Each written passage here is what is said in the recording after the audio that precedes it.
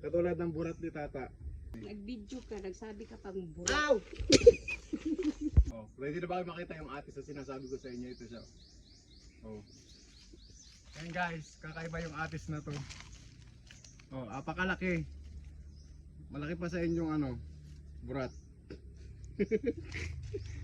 Ay, malaki ba daw? Malaki. Malaki. Katulad ng burat ni Tata. Yan. Guys, sino nakakakilala sa inyo nito guys?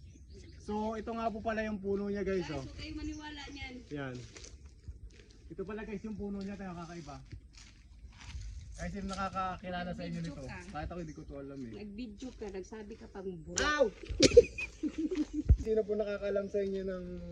Hindi ko alam kung nakakain ba talaga, kung nakakain to kasi ganyan siya oh. Para siyang salangka. Kapag tinanggal niyo siya dito, ayan oh, pwede siyang tanggalin. Ganyan yung itsura niya. Paki-comment nyo nga dyan guys kung sino na naka-experience sa inyo to at kung nakakain ba talaga to. Kasi nakita niya lang namin dito eh. Sa gilid-gilid ba. Dito. Ganyan na yung puno niya oh, yan oh, yung maraming ugat na yun, parang kahoy ang ugat. Oh, di kalalaki.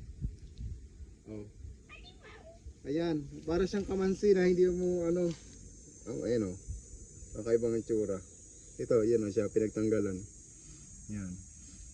Hindi ba?